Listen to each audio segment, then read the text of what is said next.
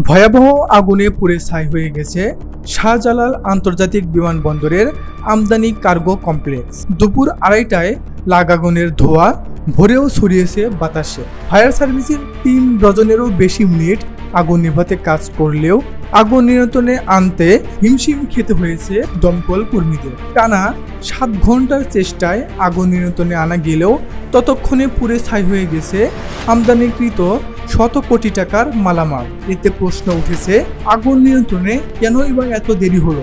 কেন বিশাল দমকল বাহিনী মিলেও দ্রুত নেভাতে পারল না আগুন?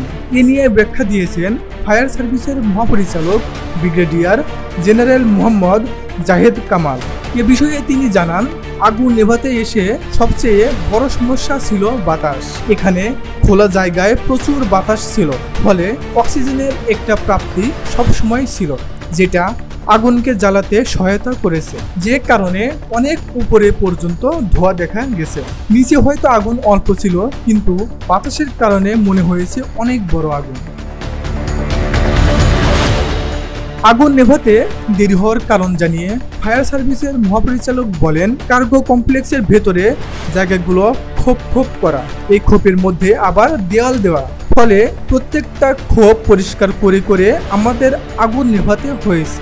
খোলা জায়গায় কিছু কার্গো থাকে, সেগুলোতে খুব সহজেই আগুন ধরে গেছে। যেহেতু বাতাস ছিল, বাতাসের ফ্লোতে দ্রুত আগুনটা ছড়ায়। তবে এখন আগুন নিয়ন্ত্রণে আছে। দ্রুততম সময়ে চেষ্টা করেছি যাতে ইন্টারন্যাশনাল ফ্লাইট এবং ডোমেস্টিক ফ্লাইট চালু করে দেওয়া যায়।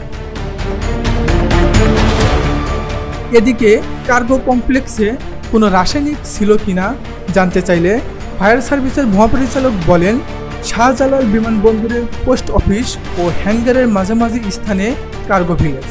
আগুন লাগে আমদানির কার্গো কমপ্লেক্স ভবনে। এটির অবস্থান বিমানবন্দরের 8 নম্বর গেটের পাশে।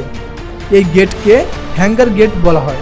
উল্লেখ্য, শনিবার বেলা 2:15টায় আগুন লাগে। ফায়ার সার্ভিস বাহিনীর 37টি ইউনিট সেখানে কাজ করে। এই বাহিনীর পরিভাষায় আগুন যখন ছড়ানো বন্ধ করা যায় তখন বলা হয় নিয়ন্ত্রণে, পুরোপুরি নিভানো হলে বলা হয় নির্বাপন।